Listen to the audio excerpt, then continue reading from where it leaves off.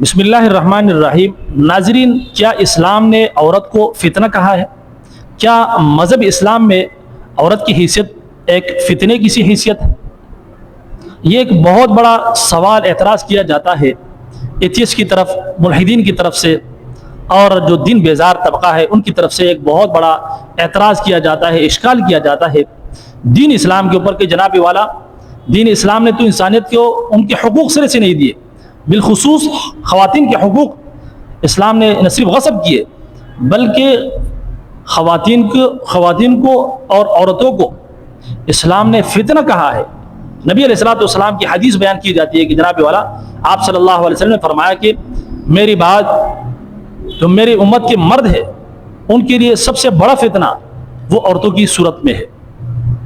تو لہٰذا اسلام نے عورتوں کے حقوق تو دور کی بات ہے، اسلام نے باقاعدہ عورت کو فتنہ کہہ دیا ہے۔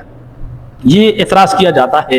یاد رکھیے، اعتراض کرنے والے اکثر و بیشتر مسلمانوں کو یہاں پر دھوکہ دینے کی کوشش کرتے ہیں، بالخصوص جو سادہ لوح مسلمان ہے ان کو دھوکہ دینے کی کوشش کرتے ہیں، اور وہ جو فتنے کا لفظ ہے اس فتنے کی لفظ سے باقاعدہ جو سادہ لوح مسلمان ہیں ان کو دھوکہ دینے کی کوشش کرتے ہیں۔ سب سے پہلی بات یہ سمجھنے کی کوشش کریں، اردو میں ہم جب فتنہ کا لفظ استعمال کرتے ہیں تو ایک خطرناک معنی اس کا بنتا ہے کہ فتنہ اور فساد گویا کہ ایک بہت بڑی فساد کی چیز ہے جسے فتنہ کہا جاتا ہے۔ تو لہٰذا عربی میں جو فتنہ کہا جاتا ہے اس کا ایک الگ معنی مراد لیا جاتا ہے، یعنی کہ عربی کا جو فتنہ ہے اگر اس کا ہم ترجمہ اردو میں کریں گے تو کیا کریں گے؟ یہی جملہ اٹھا کر ہم اردو میں فٹ نہیں کریں گے بلکہ اس کا ترجمہ کریں گے، اور اس کا ترجمہ بنتا ہے آزمائش۔ تو لہٰذا یہ اردو والا فتنہ نہیں ہے بلکہ یہ عربی کا فتنہ ہے، جس کا اردو میں اگر ہم ترجمہ کریں گے تو آزمائش مراد لیں گے، اور عربی میں اس کا معنی کیا ہے؟ آزمائش ہے۔ تو لہٰذا آپ صلی اللہ علیہ وسلم نے آزمائش کہا ہے، اس سے کوئی بھی انکار نہیں کرتا، بلکہ قرآن مجید کے اندر اگر آپ دیکھیں تو اولاد کو بھی فتنہ کہا گیا ہے، اور اسی طریقے سے مال کو بھی فتنہ کہا گیا ہے۔ تو کیا اولاد بھی فتنہ ہے؟ اولاد تو اللہ کی ایک بہت بڑی نعمت ہے، لہٰذا یہ آزمائش ہے۔ اس سے ہم جو معنی مراد لیں گے، اس کا جو معنی بنتا ہے وہ آزمائش بنتا ہے کہ اولاد بھی آزمائش ہے۔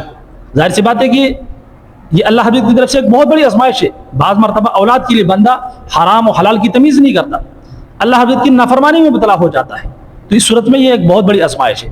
اسی طریقے سے جو مال ہے اس کو بھی بندہ جب کسی کے پاس آتا ہے مال، تو اس مال کی وجہ سے بھی وہ اللہ حبیب کی نافرمانی کے اندر مبتلا ہو جاتا ہے، تو وہ مال اس کے لیے آزمائش بن جاتا ہے۔ اسی طریقے سے یہ جو عورت ہے جس کے بارے میں آپ صلی اللہ علیہ وسلم نے فرمایا کہ ایک آزمائش ہے، تو اس سے معنی مراد نہیں کہ یہ جو عورت کی ذات ہے اس کے اوپر تنقید کی گئی ہے، بلکہ عورت ایک آزمائش ہے، یعنی کہ اس کے ذریعے سے بندہ آزمائش کے اندر مبتلا ہوتا ہے۔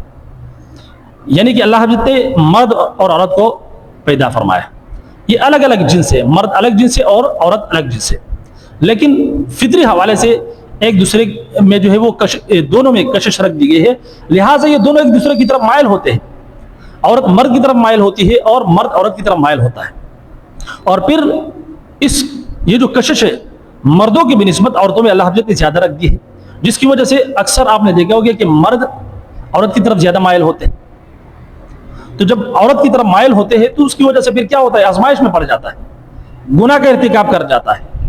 یہی وجہ ہے کہ دین اسلام نے اس آزمائش میں پڑنے سے پہلے ہی کہ جو سیڑھیاں ہیں وہ بند کر دی ہے۔ قرآن مجید میں اللہ حضرت نے قل للمؤمنین یغضوا من ابصارہم ویحفظوا فروجہم، اللہ رب العزت نے قرآن مجید میں کیا فرمایا کہ اے مومن مردو اپنی نظروں کی حفاظت کرو اور اپنی شرمگاہوں کی حفاظت کرو، اپنی نگاہوں کو جھکاؤ۔ تو جب نظروں کی حفاظت ہوگی تو ظاہر سی بات ہے کہ فتنے میں مبتلا نہیں ہوگا، جب فتنے میں مبتلا نہیں ہوگا تو ظاہر سی بات ہے شرمگاہ کی بھی حفاظت ہوگی۔ اور اسی طریقے سے عورتوں کو بھی حکم ہے وَقُلْ لِلْمُؤْمِنَاتِ يَغْضُضْنَ مِنْ أَبْصَارِهِنَّ وَيَحْفَظْنَ فُرُوجَهُنَّ کہ اے مومن عورتوں اپنی نگاہوں کی حفاظت کرو اور اپنی شرمگاہوں کی حفاظت کرو، اور صرف ان کو یہ حکم نہیں ہے بلکہ ان کو پردے کا بھی حکم دیا ہے۔ وَقَرْنَ فِي بُيُوتِكُنَّ وَلَا تَبَرَّجْنَ تَبَرُّجَ الْجَاهِلِيَّةِ الْأُولَىٰ اپنے گھروں میں ٹھہری رہو، بغیر کسی شیر و زر کے باہر مت نکلا کرو۔ اور اسی طریقے سے یُدْنِينَ عَلَيْهِنَّ مِنْ جَلَابِیبِهِنَّ اپنے اوپر چادر اوڑھ کر کے باہر نکلا کرے، یعنی پردے کا اہتمام کرے۔ اور جب پردے کا اہتمام عورت کرتی ہے تو اس سے اس کی عزت بھی محفوظ ہوتی ہے، اور دوسرے جو مرد حضرات ہیں وہ بھی آزمائش میں فتنے میں مبتلا نہیں ہوتے ہیں اور امتحان میں مبتلا نہیں ہوتے ہیں۔ تو لہٰذا جو لوگ اعتراض کرتے ہیں کہ جناب والا وہ فتنے کا لفظ اٹھا کر کے عورت کے بارے میں یہ تصور دیا جاتا ہے کہ اسلام نے عورت کو فتنہ کہا ہے، تو یہ اردو والا فتنہ نہیں ہے بلکہ یہ آزمائش ہے، اور یقینی طور پر ایک بہت بڑی آزمائش ہے۔ تو لہٰذا اس حوالے سے اگر آپ دیکھیں کہ جو لوگ یہ کہتے ہیں کہ عورت کو کوئی مقام حاصل نہیں، وہ لوگ اعتراض کرتے ہیں کہ جو اپنی ماں بہن بیٹی کو کھلا چھوڑ دیتے پوچھتے بھی نہیں ہے۔ اسلام نے تو یقینی طور پر ایک بہت بڑا مقام دیا ہے۔ یہ عورت اگر ماں کی صورت میں تو یہ جنت کا ایک دروازہ ہے، ماں کی دعا جنت کی ہوا، ماں کے قدموں تلے جنت ہے، اور اسی طریقے سے بیٹی کی صورت میں رحمت ہے، بہن کی صورت میں ایک بہت بڑا مقام ہے، اسی طریقے سے بیوی کی صورت میں ایک بہت بڑا مقام دیا ہے اسلام نے، اور مرد کو پابند کیا ہے کہ باہر کما کر کے آپ نے کمانا ہے اور لا کر کے گھر کے ملکہ جو آپ کی بیوی ہے جس کو گھر میں رہنا ہے، گھر کا ملکہ بن کر کے آپ نے ان کے ہاتھ پہ رکھنا ہے تاکہ وہ خرچ کرتا رہے۔ اس سے بڑا مقام اور کسی مذہب میں ہے؟